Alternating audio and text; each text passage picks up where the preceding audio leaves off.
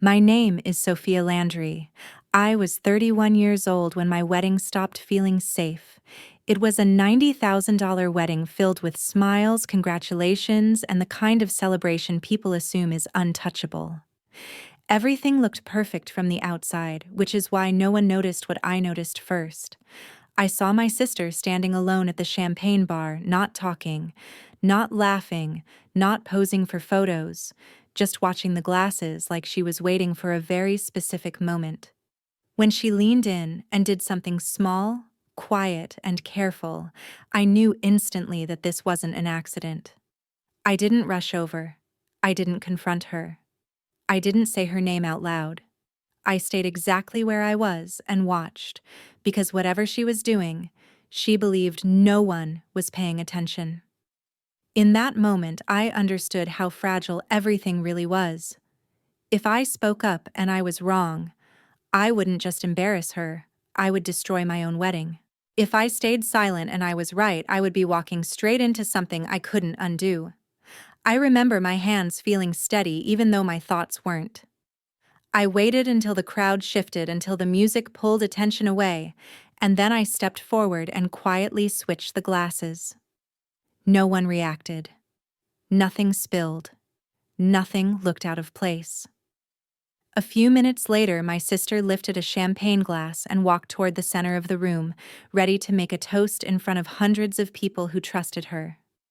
She smiled as she raised the glass, confident and certain, and I smiled back, without saying a word, because by then the choice had already been made. If you've ever stayed quiet because speaking up felt more dangerous than waiting, make sure you're subscribed, because some family stories don't reveal the truth right away, and once they do, there's no taking it back. And that was the moment everything truly began. The way our family worked had never felt dramatic. It was quiet, structured, and deeply familiar. Allison had always been the one people trusted without hesitation.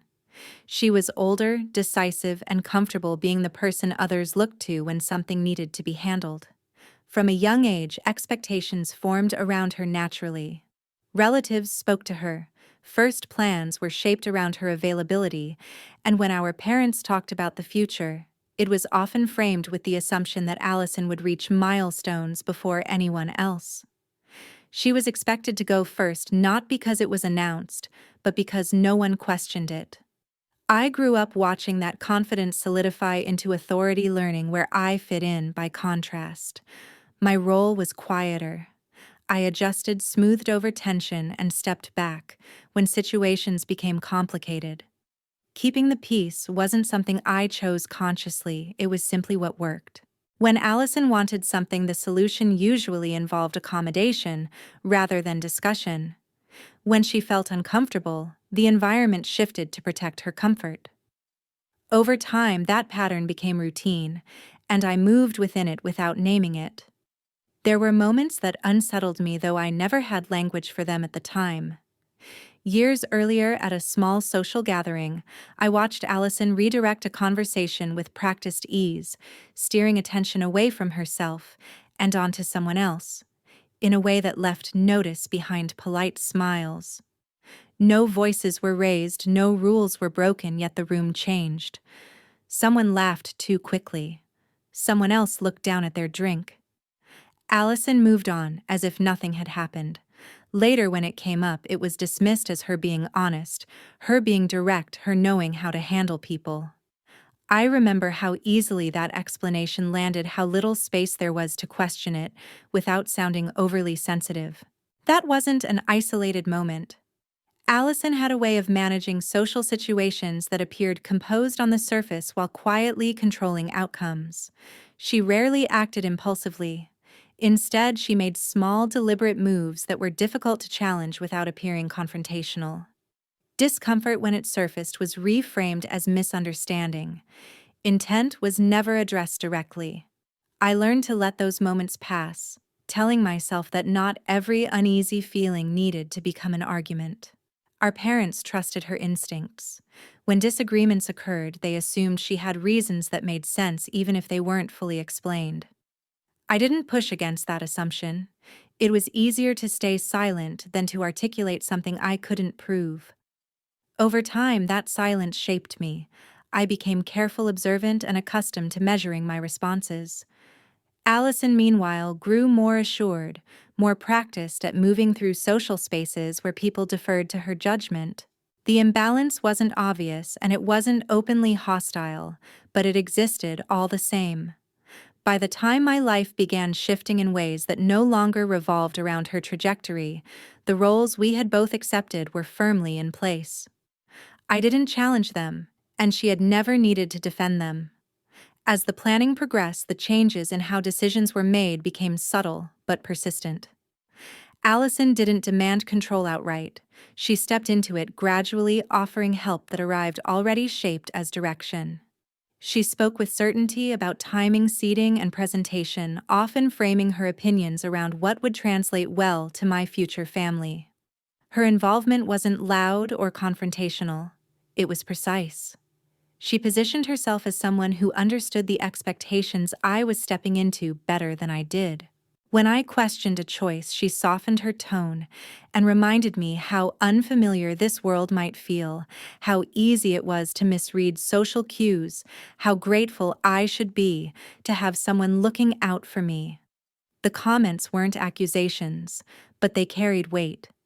I noticed how often she corrected me in small ways, suggesting alternative wording when I spoke, adjusting plans after conversations I hadn't been part of, and volunteering information on my behalf before I had a chance to speak. Each instance felt minor, easy to ignore in isolation, yet together they formed a pattern that was difficult to dismiss. Our parents reinforced that pattern without realizing it. They didn't argue or pressure me directly. Instead, they repeated gentle reminders about understanding Allison's intentions, about how much responsibility she had taken on, about the importance of keeping everything calm as the wedding approached. Their language was consistent. This was a stressful time. Allison was helping. I shouldn't read too much into it. When I tried to assert preferences, they encouraged compromise, urging me not to create unnecessary tension. I listened. I thanked them. Outwardly, I remained agreeable. Internally, I began tracking how often my choices were reworked after the fact. Decisions would be presented as finalized, explained as practical adjustments that made sense for everyone involved. I was rarely asked first. Explanations came later, always framed as efficiency rather than control. Allison became increasingly central in conversations with my future in-laws, often positioning herself as a translator between worlds. She spoke confidently about what would be appropriate, what would be impressive, what might reflect poorly if handled incorrectly. The implication was never direct, but it lingered. Without her guidance, I might misstep. I might not understand the expectations I was walking into. Our parents echoed that concern, unintentionally reminding me how fortunate I was, how important first impressions could be, how helpful it was to have Allison managing details I might overlook. I didn't confront any of it openly. I understood how fragile the situation was. Challenging the dynamic would have required me to explain why it felt wrong, and I didn't yet have proof that it was anything more than over-involvement. So I observed. I noted how Allison consistently positioned herself in roles that placed her between me and decisions, how naturally others deferred to her confidence, how easily my silence was interpreted as agreement. The closer the wedding came, the more that silence weighed on me. What had once felt like cooperation began to feel like surrender. Plans moved forward smoothly on the surface, but the sense that this was my wedding grew increasingly distant. I wasn't excluded outright. I was absorbed into a process that no longer centered my perspective.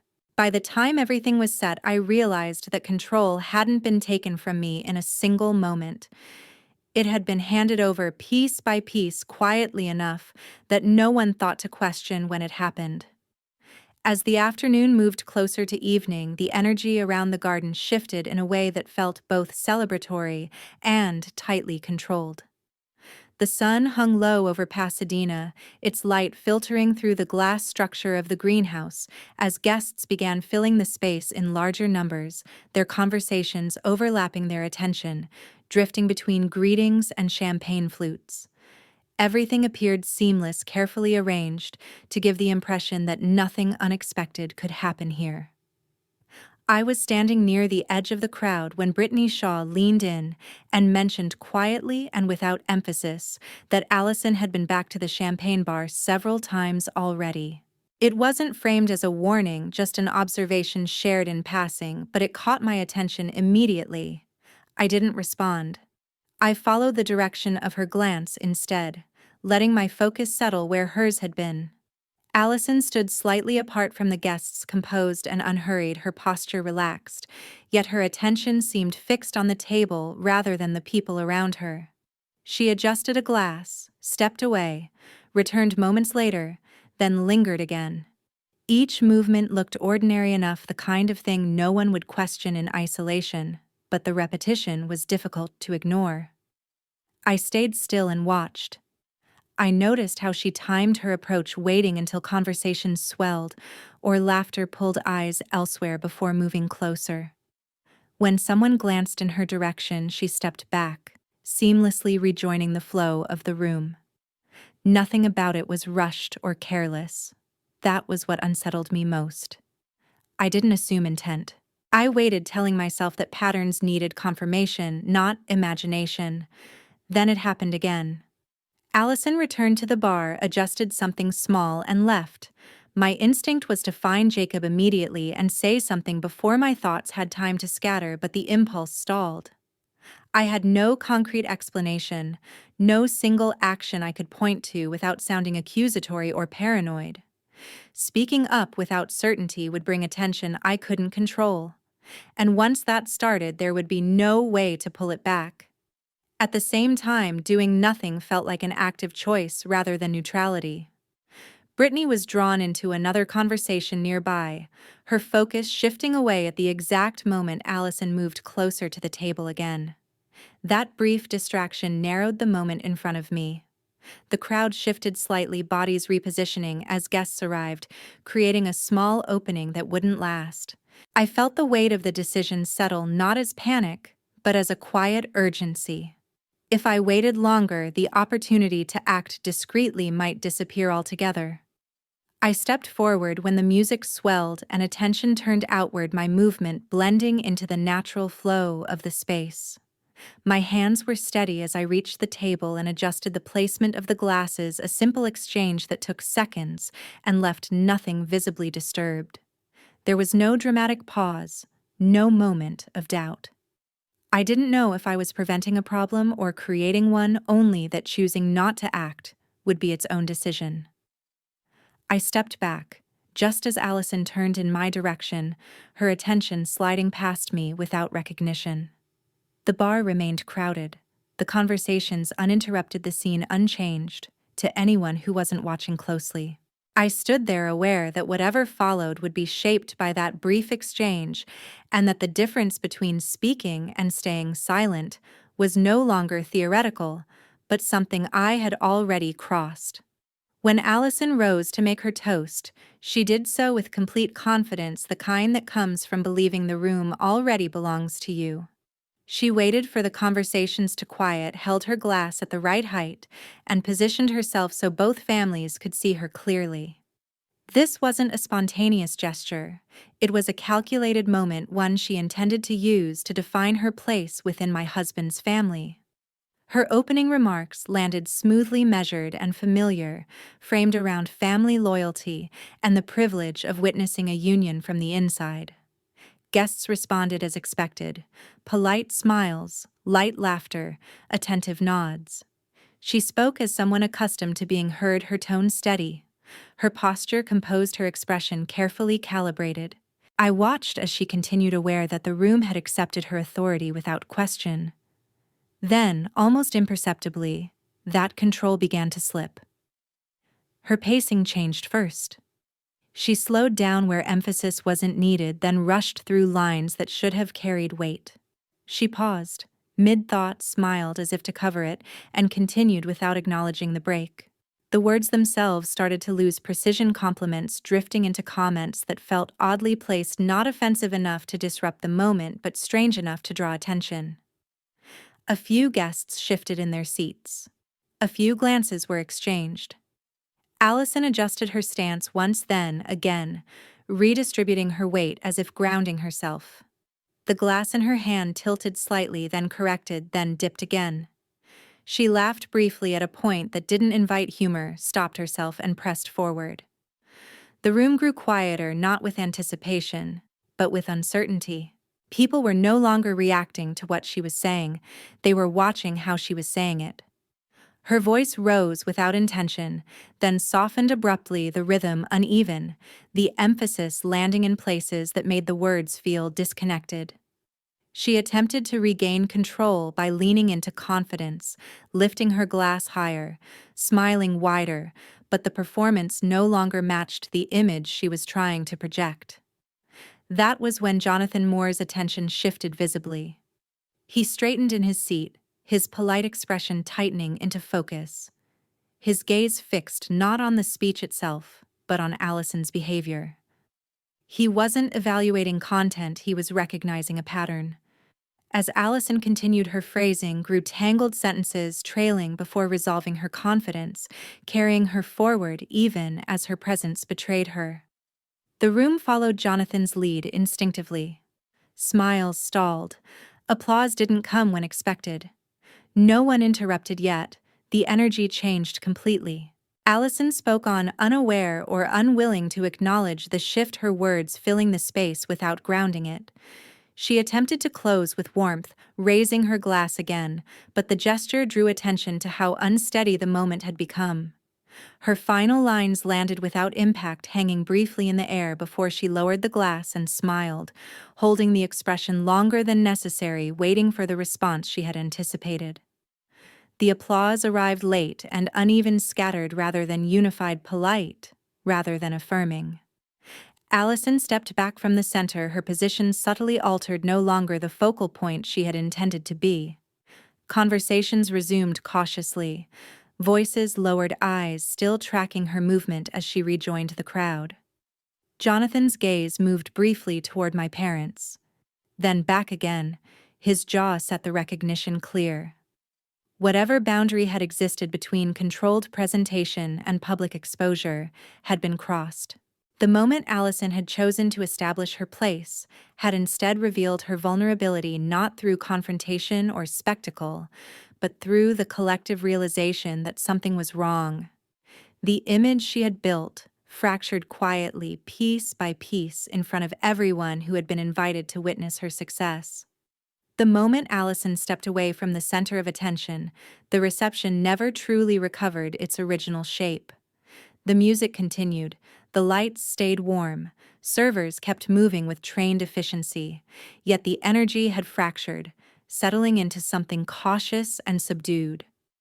Conversations restarted in fragments, lowered voices forming tight clusters that avoided the empty space she had left behind.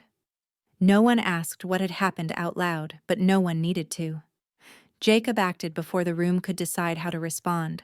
He shifted closer to me without looking for approval, placing himself between my seat and the open floor, not as a display of ownership, but as a quiet declaration of alignment.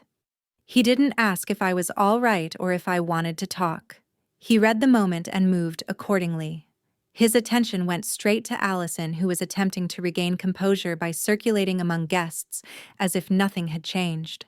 Jacob intercepted her path with calm precision, speaking low enough to keep the exchange private, his tone controlled and final.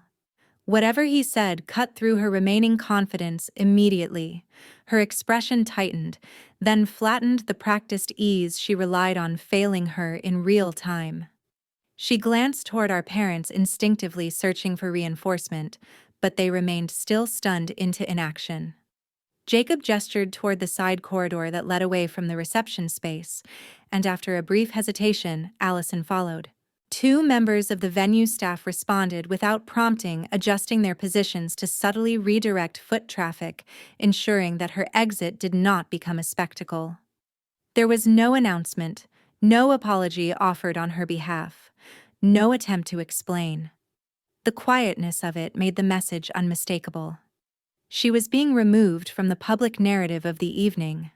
My parents stood rooted where they were, their usual reflex to intervene, delayed by the undeniable reality of what had just unfolded. My mother reached for her glass, paused mid-motion, then set it down, untouched, her hands betraying her composure.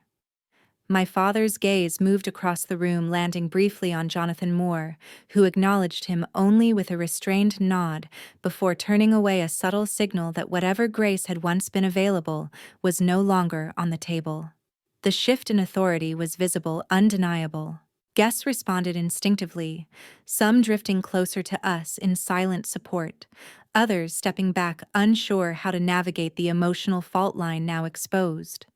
The celebration continued structurally, but it had been permanently altered, transformed into a space of observation rather than participation. Jacob remained steady at my side, directing staff with small gestures, asking the band for a short pause, ensuring the flow of the evening stayed intact, without inviting further attention to the disruption.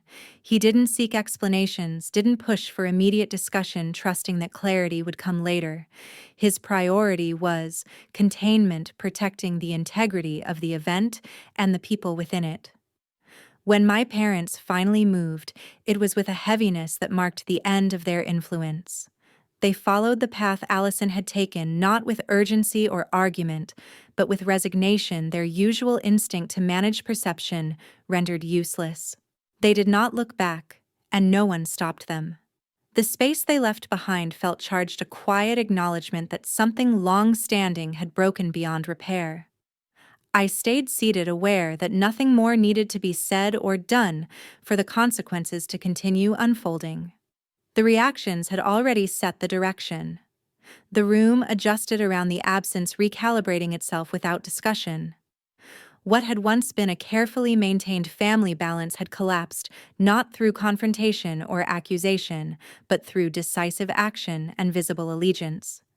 The reception moved forward, altered yet intact, while something fundamental ended just beyond the glass doors, removed from sight, but fully exposed, its impact rippling outward with every unspoken realization. The days after the wedding unfolded with a quiet finality that felt heavier than confrontation ever could. Allison did not vanish from view, but her position shifted in ways that were impossible to ignore. The social circle she had worked toward for years did not erupt into scandal or argument, it simply closed. Invitations stopped arriving, messages were left unanswered, introductions she had once spoken about with certainty never materialized. The same people who had laughed at her toast now treated her name with polite distance, not hostile, just absent. In that particular world, absence carried meaning. Opportunities she had positioned herself for were reassigned without explanation, and no one stepped forward to clarify why. Within a short span of time, her credibility thinned, not through accusation but through quiet exclusion. Inside our family, the shift was sharper and more personal. The usual rhythm of casual contact gave way to deliberate conversations framed as concern. My parents called frequently, not to ask how I was coping, but to assess what they referred to as damage control. Their language was careful, measured, focused on restoring balance rather than addressing cause. They acknowledged that Allison's behavior had gone too far, yet they spoke as if the real risk now lay in letting the consequences stand. When we finally met in person, they presented reconciliation as a practical necessity, not an emotional one. My mother spoke about peace, about how families fracture when grudges harden, insisting that harmony mattered more than revisiting what had already happened. My father echoed the sentiment, saying that truth, when held too firmly, could become destructive, that some things were better left unspoken if the alternative was permanent division. Neither denied the events of the wedding, but both treated them as secondary to the larger goal of keeping the family intact. I listened without interrupting, noting how quickly responsibility was being reassigned. The expectation was subtle, but unmistakable. Repair, compromise, and restraint were being placed in my hands while accountability remained abstract. They didn't ask Allison to explain herself. They asked me to soften my position. The message was consistent even when phrased differently. Maintaining peace required flexibility, and flexibility in their view meant silence. I did not argue or defend myself. I allowed the conversation to end without resolution, aware that reacting would only pull me into a negotiation I wasn't prepared to accept. Beyond my parents, the family divided quietly.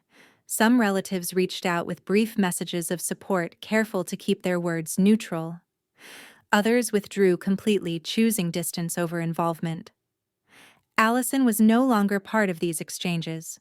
She became a subject rather than a participant, spoken about cautiously, her absence shaping the tone of every conversation.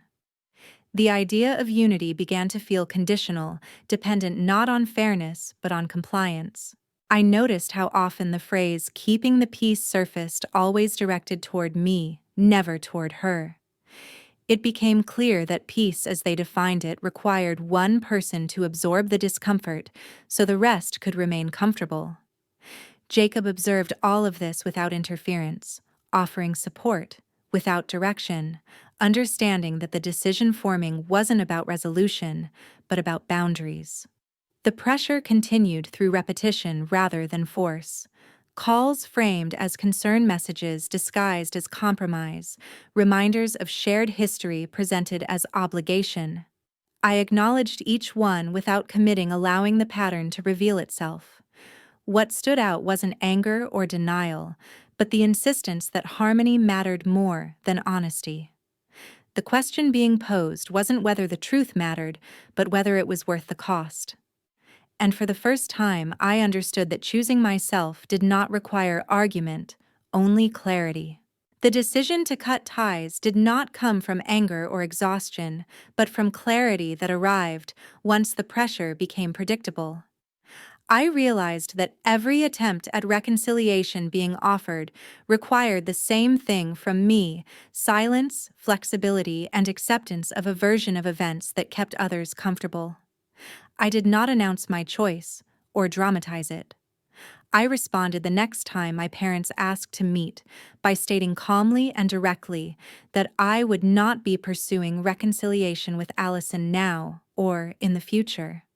I explained that what happened was not a momentary lapse or an emotional misunderstanding, but a violation that permanently altered how trust functioned between us. I told them I would no longer participate in conversations that framed harm as something to smooth over rather than address. The response was immediate and familiar.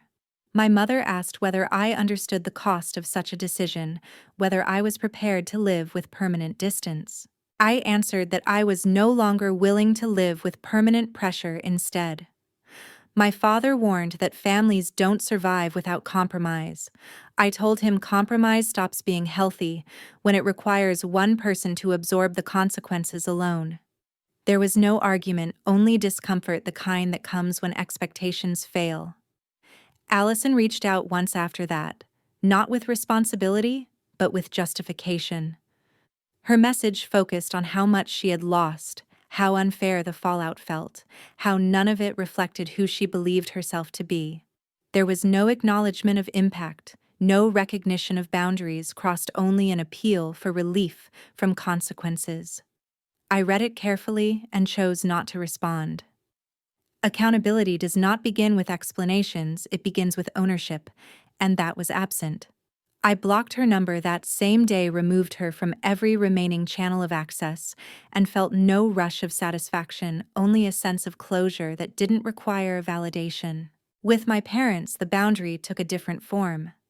I told them I would remain in contact only under clear conditions. I would not debate my memory, justify my reactions, or revisit events to make them easier to tolerate. Conversations that attempted to reframe accountability as cruelty would end immediately.